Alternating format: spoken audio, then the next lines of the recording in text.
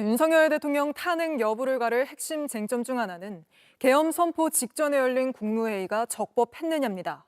그런데 홍철호 대통령실 정무수석도 검찰 조사에서 계엄 선포 직전 회의는 국무회의가 맞다고 했다가 이를 철회한 흔적이 조서에 남아있는 걸로 확인됐습니다. 유선희 기자의 단독 보도입니다.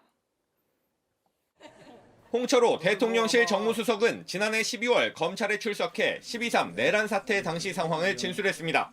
검찰이 비상계엄 직전 국무회의에 참석했냐고 묻자 국무회의에 참석한 게 아니라면서 급히 들어오라는 연락을 받고 대통령실로 들어가긴 했다고 답했습니다. 홍 수석은 국무회의 멤버는 아니지만 당시 윤 대통령이 비상계엄 선포 직전 국무위원들을 불러들였던 회의실 현장에 있었습니다. 검찰은 그렇다면 그 회의를 국무회의로 볼 수 없다는 거냐고 다시 물었고 홍 수석은 국무회의는 맞다면서 다만 자신은 현장에 있었을 뿐 의결 등에는 참여하지 않았다고 답했습니다. 그런데 JTBC 취재 결과 홍 수석은 이후 국무회의가 맞다고 진술한 부분에 선을 긋고 지장을 찍어 삭제한 것으로 확인됐습니다. 국무회의가 맞다는 진술을 스스로 철회한 겁니다. 검찰은 이후에도 대통령실은 당시 회의를 국무회의라고 보는 거냐고 물었는데 홍 수석은 이때도 내가 판단할 문제가 아닌 것 같다고 답을 피한 것으로 파악됐습니다. 비상계엄 선포 직전 회의를 국무회의라고 볼 수 있는지 여부는 윤석열 대통령 탄핵 심판의 중요 쟁점입니다. 국무회의 의결을 거쳐 계엄을 선포했는지가 위헌 여부를 가르는 핵심이기 때문입니다. 윤 대통령과 김용현 전 장관 측은 국무회의를 거쳤다고 주장하지만 그 자리에 있었던 한덕수 국무총리와 최상목 대통령 권한대행, 조태열, 송미령 장관 등 대부분 국무위원은 국무회의가 아니라고 진술했습니다. 이런 상황에서 대통령실 참모가 국무회의였다는 진술을 철회한 건 국무회의가 아니라는 진술에 힘을 싣는 것으로 보인다는 해석이 나옵니다. 대통령실 관계자는 홍 수석이 그런 발언을 한 바 없는데 조서에 기재가 돼 있어서 삭제한 것으로 알고 있다고 해명했습니다. JTBC 유선입니다. 계엄 선포 직전 5분 만에 끝난 국무회의가 40분 넘게 진행된 것처럼 회의록 초안이 작성됐다가 나중에 수정된 걸로 JTBC 취재 결과 파악됐습니다. 초안을 작성한 사람은 국무회의 현장에 있지도 않았던 강의구 대통령실 부속실장입니다. 박현주 기자의 단독 보도입니다. 행정안전부가 공개한 12.3 비상계엄 선포 전 열린 국무회의 협조 공문입니다. 오후 10시 17분부터 5분간 진행된 회의는 비상계엄 선포를 위해 국무회의를 진행했다고 적혀 있습니다. 그런데 JTBC 취재 결과 국무회의 회의록은 회의에 참석하지 않은 강의구 대통령 부속실장이 만든 초안을 토대로 작성된 것으로 확인됐습니다. 행정안전부는 계엄 선포 3일 뒤 대통령실에 국무회의 내용을 알려달라는 공문을 보냈습니다. 이후 양성호 대통령실 국정과제비서관은 국무회의록 샘플을 출력해 강의구 부속실장 측에 전달했습니다. 그러자 강 실장이 초안을 작성해서 줬는데 여기에 21시 40분부터 회의 시작이란 문구가 적혀 있었던 것으로 조사됐습니다.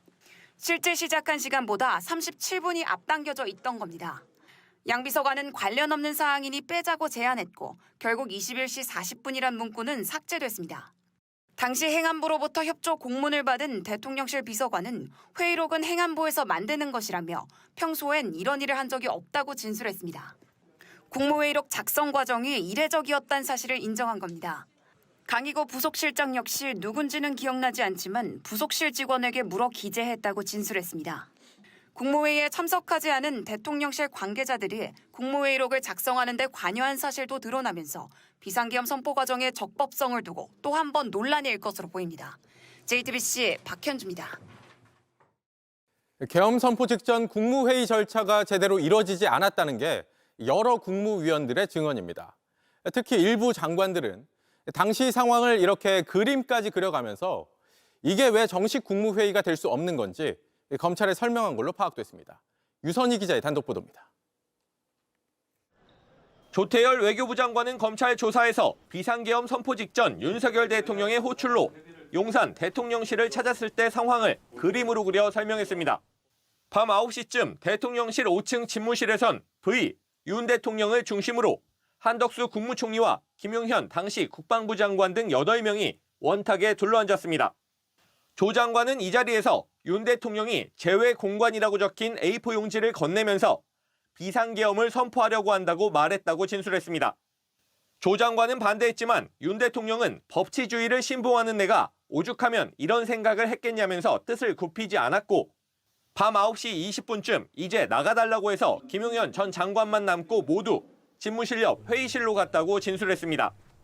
조 장관이 이때 상황을 그린 그림을 보면 윤 대통령과 김 전 장관이 빠졌고 한 총리와 조 장관, 조태용 국정원장 등 6명이 전부였습니다. 이때 한 총리가 다른 국무위원들도 불러서 얘기를 더 들어봐야 하지 않겠냐고 윤 대통령을 설득했다면서 다른 국무위원들을 부르기 시작했다는 겁니다. 당시 밤 10시 10분쯤 도착했던 송미령 농림축산식품부 장관이 묘사한 회의실 상황은 이랬습니다.